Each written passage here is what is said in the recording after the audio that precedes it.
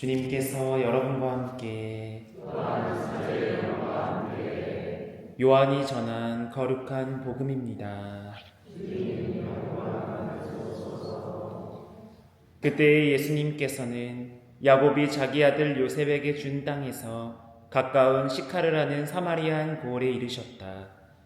그곳에는 야곱의 우물이 있었다. 길을 건너라 지치신 예수님께서는 그 우물가에 앉으셨다. 때는 정오 무렵이었다. 마침 사마리아 여자 하나가 물을 기르러 왔다. 그러자 예수님께서 나에게 마실 물을 좀 다오 하고 그 여자에게 말씀하셨다. 제자들은 먹을 것을 사러 고을에 가 있었다. 사마리아 여자가 예수님께 말하였다. 선생님은 어떻게 유다 사람이시면서 사마리아인 여자인 저에게 마실 물을 청하십니까?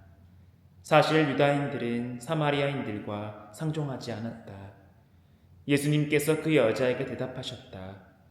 네가 하느님의 선물을 알고 또 나에게 마실 물을 좀 다오하고 너에게 말하는 이가 누구인지 알았더라면 오히려 내가 그에게 청하고 그는 너에게 생수를 주었을 것이다. 그러자 그 여자가 예수님께 말하였다. 선생님, 두레박도 가지고 계시지 않고 우물도 깊은데 어디에서 그 생수를 마련하시렵니까? 선생님이 저희 조상 야곱보다 더 훌륭한 분이시라는 말씀입니까? 그분께서 저희에게 이 우물을 주셨습니다. 그분은 물론 그분의 자녀들과 가축들도 이 우물물을 마셨습니다. 예수님께서 그 여자에게 이르셨다. 이 물을 마시는 자는 누구나 다시 목마를 것이다. 그러나 내가 주는 물을 마시는 사람은 영원히 목마르지 않을 것이다. 내가 주는 물은 그 사람 안에서 물이 솟는 샘이 되어 영원한 생명을 누리게 할 것이다. 그러자 그 여자가 예수님께 말하였다. 선생님, 그 물을 저에게 주십시오. 그러면 제가 목마르지도 않고 또 물을 기르러 이리 나오지 않아도 되겠습니다. 이제 보니 선생님은 예언자시군요. 저희 조상들은 이 산에서 예배를 드렸습니다. 그런데 선생님네는 예배를 드려야 하는 곳이 예루살렘에 있다고 말합니다. 예수님께서 그 여자에게 말씀하셨다. 여인아, 내 말을 믿어라. 너희가 이 산도 아니고 예루살렘도 아닌 곳에서 아버지께 예배를 드릴 때가 온다. 너희는 알지도 못하는 분께 예배를 드리지만 우리는 우리가 아는 분께 예배를 드린다. 구원은 유다인들에게서 오기 때문이다. 그러나 진실한 예배자들이 영과 진리 안에서 아버지께 예배를 드릴 때가 온다. 지금이 바로 그때다. 사실 아버지께서는 이렇게 예배를 드리는 이들을 찾으신다. 하느님은 영이시다. 그러므로 그분께 예배를 드리는 이는 영과 진리 안에서 예배를 드려야 한다. 그 여자가 예수님께 저는 그리스도라고도 하는 메시아께서 오신다는 것을 압니다.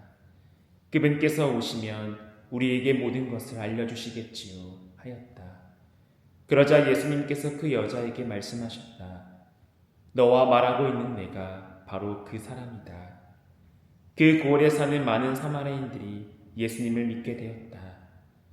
이 사마리아인들이 예수님께 와서 자기들과 함께 머무시기를 청하자 그분께서는 거기에서 이틀을 머무르셨다.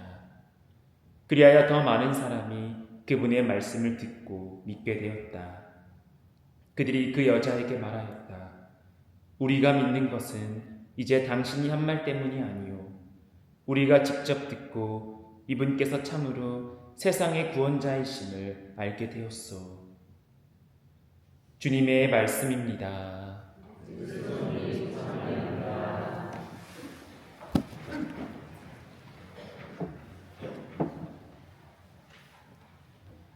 찬미 예수님, 네, 한 주간 잘들 보내셨나요?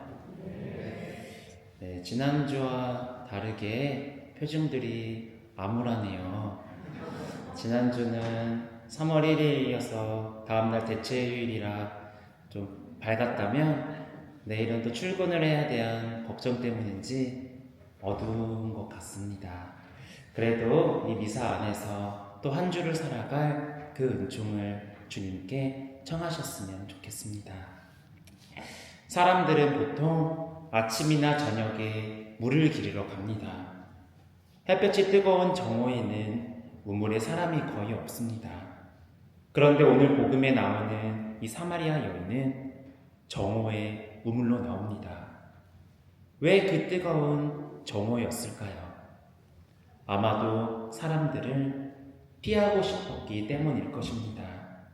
오늘 긴 복음을 읽지 않았지만 그 복음만을 보면 그 여인의 삶에는 많은 상처와 복잡한 이야기가 있었기 때문입니다. 그래서 그 많은 사람들의 시선과 자기를 보고 수근거리는 그 말도 마주하고 싶지 않아서 가장 뜨거운 시간에 혼자 우물로 나왔을지도 모릅니다. 그런데 바로 그 시간에 예수님께서 그 우물가에 앉아 계십니다. 그리고 그 여인에게 이렇게 말씀하시죠. 나에게 마실 물을 좀 다오. 우리는 살면서 목마름을 느낄 때가 있습니다. 운동을 하거나 더울 때 몸이 목마를 때도 있지만 우리의 마음이 목마를 때가 있죠. 열심히 살고 있는데 어딘가 허전할 때가 있고 내가 많은 것을 소유하고 있음에도 내 마음이 채워지지 않을 때가 있습니다. 그래서 우리는 그 목마름을 채우기 위해 여러 가지를 찾습니다. 더 많은 일, 더 많은 관계, 더 많은 성공, 더 많은 즐거움. 하지만 그렇게 많은 것을 찾지만 어느 순간 이런 생각이 듭니다. 난 많은 것들을 열심히 하고 있는데 왜 이렇게 마음이 계속 목마를까? 허전할까? 오늘 이 말씀은 바로 그 목마름에서 시작합니다. 오늘 1독서를 보면 이스라엘 백성들은 광야에서 목말라 합니다. 그래서 모세에게 불평하죠. 우리를 목말라 죽게 하려고 이집트에서 데리고 나왔느냐고. 하지만 그들의 문제는 단순히 물이 없는 것이 아니라 그들의 마음에는 사실 더 깊은 질문이 담겨져 있습니다. 우리가 이렇게 이집트를 탈출하는데 이 광야에 오래 머무는데 과연 주님은 우리 가운데 계시는지 안 계시는지. 그런데 이 질문은 광야에서의 질문이기도 하지만 사실 우리 삶 안에서의 질문이기도 합니다. 우리가 삶이 힘들어질 때, 나의 일이 잘 풀리지 않을 때, 내 마음이 지칠 때 우리도 모르게 이 질문을 하게 됩니다. 정말 하느님은 내 삶 안에 계신 걸까? 그때 하느님께서는 바위를 치게 하시고 그곳에서 물이 터져나오게 하십니다. 광야 한가운데에서 생명의 물이 흘러나옵니다. 그래서 오늘 복음에서 예수님께서는 더 깊은 말씀을 하십니다. 이 물을 마시는 사람은 다시 목마를 것이다. 그러나 내가 주는 물을 마시는 사람은 영원히 목마르지 않을 것이다. 예수님께서 말씀하신 이 물은 단순한 그 물이 아닙니다. 우리의 마음을 살게 하는 생명의 물입니다. 그 물은 우리 안에서 샘이 되어 솟아나게 합니다. 그래서 예수님을 만난 이 사마리아 여인에게 놀라운 변화가 일어납니다. 그 여인은 물동이를 버리고 마을로 달려갑니다. 조금 전까지 사람들을 피하던 이 여인은 이제는 사람들에게 말합니다. 와서 보십시오. 예수님을 만나 사람의 삶이 바뀌었기 때문입니다. 그렇게 사순시기는 우리의 목마름을 다시 바라보는 시간입니다. 우리는 많은 것들을 마시며 살아가지만 우리 마음을 정말 살게 하는 그 물은 예수님에게서 나옵니다. 그래서 오늘 우리가 들었던 노래했던 화답송은 이렇게 말합니다. 오늘 주님 목소리에 귀를 기울여라. 너희 마음을 무디게 하지 마라. 사순의 여정 안에서 우리도 이 질문을 마주해야 합니다.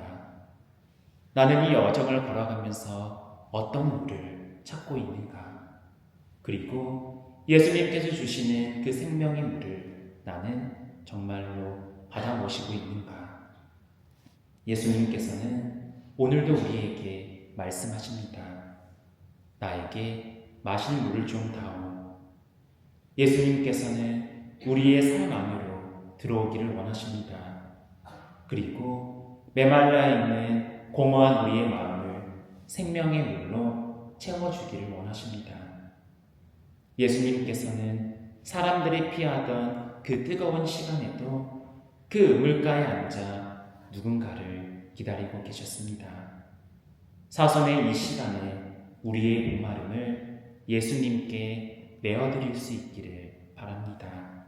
그러면 그분께서는 우리 안에서 영원히 솟아나는 생명의 샘이 되어주실 것입니다.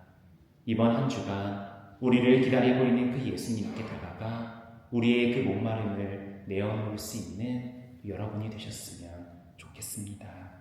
아멘.